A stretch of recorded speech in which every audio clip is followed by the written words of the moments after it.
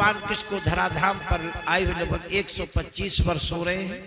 देवताओं ने कहा प्रभु परम धाम को चलो, भगवान कृष्ण ने कहा आ जाएंगे। एक श्राप बाकी रह गया और जो काम करना था पूरा कर लिया। गांधारी ने भगवान कृष्ण को श्राप दिया था कि कृष्ण तुम्हारी शरारत है, हमारे 100 बेटे मारे गए।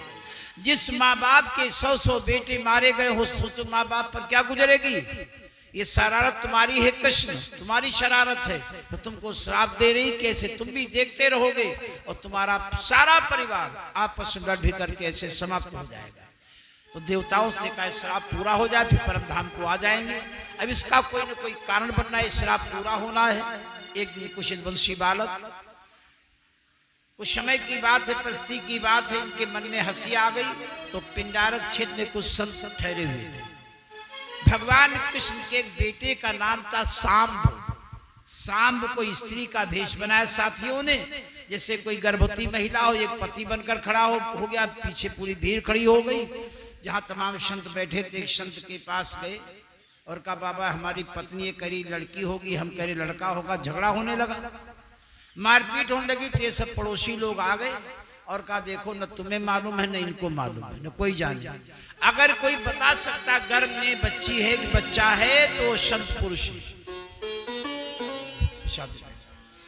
अगर कोई बता सकता तो संत पुरुष। तो महाराज ये झंझट आगे के लिए खत्म हो जाए, बता दो इसके गर्भ में लड़की है कि लड़का। जब वो संत ने ध्यान लगा करके देखा तो देखा है तो एक पुरुष को स्त्री का भेष बना करके लाए हैं हमारी हंसी उड़ाने के लिए। श्राप दे दिया, न तो लड़की है न तो लड़का इसके उत्पन्न होगा। एक लौह का मूसल, उसी से यदुकुल का संहार होगा। उसी समय लौह का मूसल उत्पन्न हुआ। यदुवंशी बालक उस लौह के मूसल को लेकर उग्रसेन की सभा में गए, श्राप बताया। सारी सभा में सन्नाटा छा गया। एक आहुक नाम के यदुवंशी थे, कहा लौह के मूसले को ना रखो, इस लौह के मूसले को ना रखो।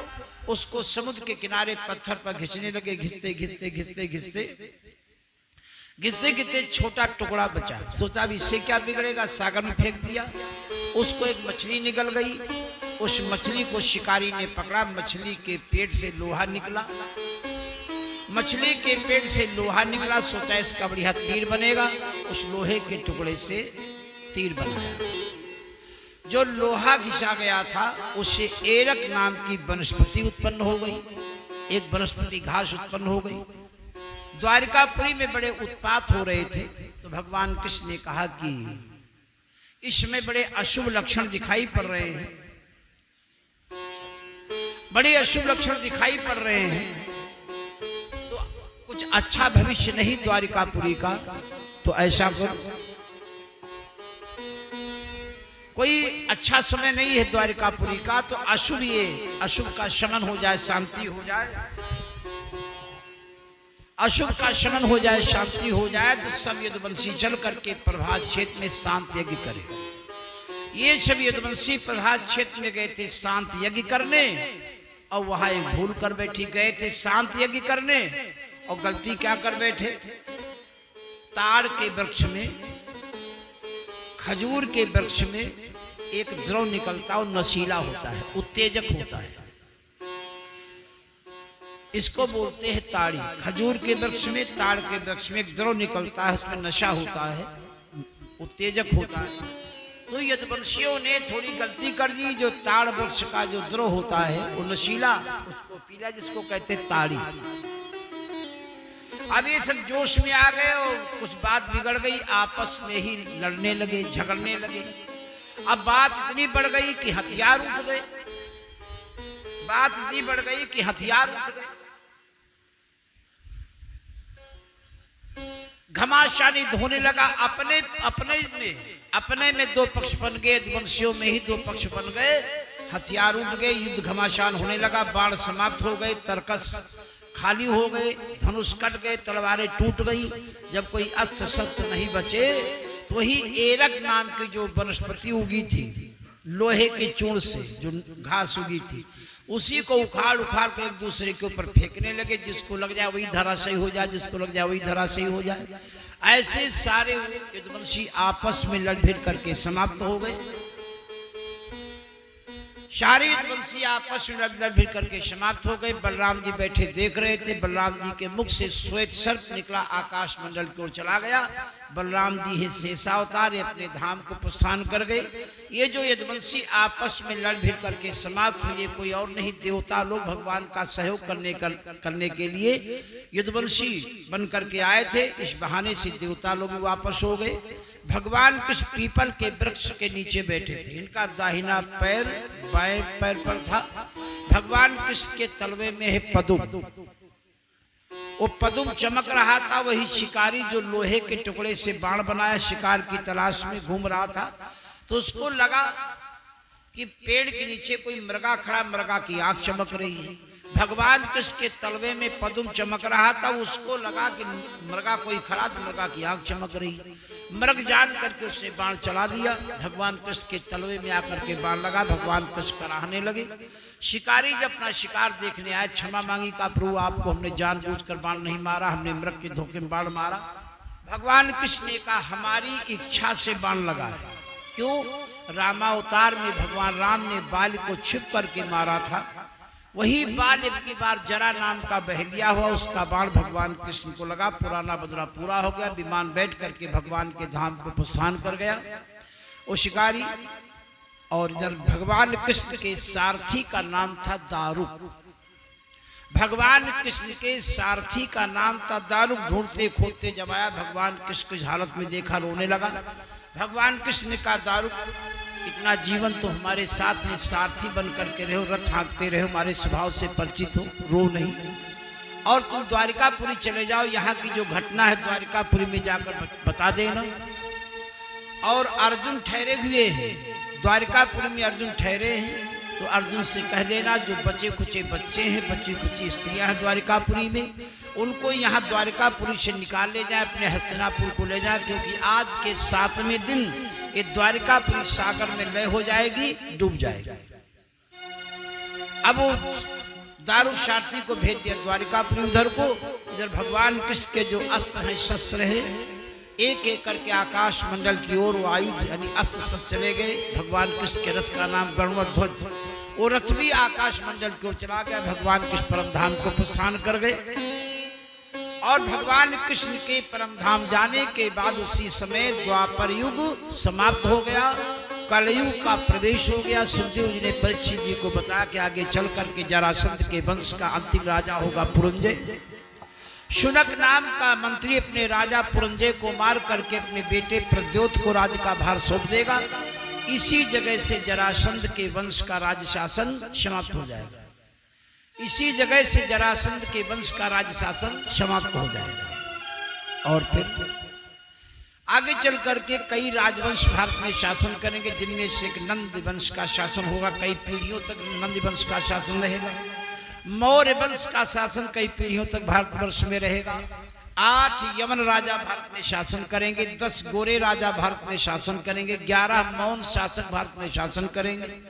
आगे चल करके शासक वर्ग इतना स्वार्थी हो जाएगा, जनता पर कर लगा लगा करके जनता का शोषण करेंगे। वो जो धन इकट्ठा होगा, कर संग्रह होगा, वो अपनी विलासिता पर शासक वर्ग खर्च करेगा। बड़ा अन्याय, अत्याचार, अधर्म, नीति, पापाचार, दुराचार छा जाएगा। कलयुग का ये प्रभाव होगा, कलयुग का आगे ये प्रभाव होगा कि नदियों में जल नहीं रहेगा। नदियां सब सूख जाएगी, नदियों में जल नहीं रहेगा। गोवंश बिल्कुल समाप्त हो जाएगा। नदियों में जल नहीं रहेगा। फल देने वाले वृक्षों में फल नहीं आएंगे। बीज बोने से नहीं उगेंगे। ऐसी स्थिति होगी, परिस्थिति होगी जब कलयुग का प्रभाव होगा और अधिक होगा। बड़ा अन्याय, अत्याचार, अधर्म, नीति, पापाचार, दुराचार ये सब बढ़ जाएगा। जब बड़ा ही अन्याय अत्याचार होने लगेगा तो भगवान का एक अवतार होगा। शंभल ग्राम में विष्णु ब्राह्मण के यहाँ पर भगवान कल के अवतीत होंगे और घोड़े पर सवार होकर के अस्त्र शस्त्रों को धारण करके अत्याचारियों का अंत करेंगे, दुष्टों का दमन करेंगे, धर्मियों का नाश करेंगे। कलयुग में भगवान के 2 अवतार कहे गए हैं। एक अवतार हो चुका भगवान बुद्ध का, आगे कल के भगवान अवतार लेंगे शंबल ग्राम में विष्णु ब्राह्मण के यहाँ पर। कल की भगवान की अत्याचारियों का, धर्मियों का नाश करके शांति और धर्म की स्थापना करेंगे कल की भगवान। सुखदेव जी ने सुखदेव जी ने परीक्षित से कहा, राजन ये 7 दिनों से हम सुना रहे थे तुम सुन रहे थे, 7 दिनों से हम सुना रहे थे तुम सुन रहे थे, मेरे सुनाने का तुम्हारे ऊपर कुछ प्रभाव पड़ा? 7 दिनों से हम सुना रहे थे तुम सुन रहे थे, कुछ प्रभाव पड़ा तुम्हारे ऊपर? परीक्षित ने कहा, महाराज इतना बड़ा प्रभाव पड़ा कि मैं डरा हुआ था, घबराया हुआ था कि तक्षक मुझे डसेगा और मेरी मृत्यु हो जाएगी। मैं डरा हुआ घबराया हुआ था, लेकिन आपका व्याख्यान सुनकर मुझे बोध हो गया, हम है जीवात्मा, जीवात्मा अजर है, अमर है, अविनाशी है, इसे कोई नष्ट नहीं कर सकता, जला नहीं सकता, काट नहीं सकता है, अविनाशी है। जीवात्मा अजर है, अमर है, विनाशी, शरीर तो ऐसे मिट्टी है तो ऐसे मरा हुआ है। महाराज अब मुझे कोई भय नहीं, बड़े अब आनंद में है, अब कोई तक्षक का डर नहीं, तक्षक के डसने कोई डर नहीं है। अब मुझे बोध हो गया कि हम है जीवात्मा, जीवात्मा अजर है, अमर है, हम अजर है, अमर है, कभी नष्ट नहीं होंगे हम, क्योंकि जीवात्मा अजर अमर है। अच्छा, भगवान कृष्ण का ध्यान करो। परीक्षित जी आंखें बंद करके बैठ गए, भगवान कृष्ण का ध्यान करने लगे। उसी में सुखदेव जी इनके सिर पर बरधत रखा, विचर गए, निकल गए, चले गए। आज वो तक्षक जीवित होकर के चल दिया जो श्राप था। एक कश्यप नाम के ब्राह्मण सोचे कि राजा महाराजा का मामला काफी धन मिलेगा, और उनको ऐसी मंत्र शक्ति थी कि ठीक कर सकते थे। तक्षक ने सोचा कि ये उस ब्राह्मण की बात झूठी कर देगा, जो श्राप दिया है उसकी बात झूठी कर देगा, उसका वचन झूठा कर देगा। तो तक्षक ने काफी धन दे करके वो जो कश्यप नाम का ब्राह्मण झाड़ फूक करने जा रहा था, परीक्षित की रास्ते से वापस कर दिया। लोग पुष्प लेकर के भेंट रूप में राजा को दे रहे थे। उन्हीं पुष्पों में छोटा रूप बना करके तक्षक राजा तक पहुंच गया और अपने रूप में प्रकट हो गया। इनको डस लिया, इनका शरीर भस्म हो गया, इनका शरीर भस्म हो गया। और ये परीक्षित ब्राह्मी स्त्री को प्राप्त कर चुके थे। इनके बेटे ने इसका बदला लेने के लिए, तक्षक ने हमारे पिता को डसा, इसका बदला लेने के लिए सर्प यज्ञ का आयोजन किया। हजारों लाखों नाग उसमें भस्म हो गए। जन्मेजय ने कहा, असली बैरी जो तक्षक मेरे पिता को डसने वाला वो अब तक आया ही नहीं। आचार्यों ने कहा, इंद्र के इंद्रासन के पाए में लिपटा हुआ। अरे कहा, वही तो असली बैरी है। अब की बार आचार्यों ने ऐसे मंत्रों का प्रयोग किया कि इंद्र का इंद्रासन उड़ करके आकाश मंडल में आ गया। देवता लोग घबराए कि तक्षक के चक्कर में इंद्रो भस्म हो जाएंगे। तो भागवत में वर्णन मिलता है कि बृहस्पति जी ने आकर के समझाया जन्मेजय को।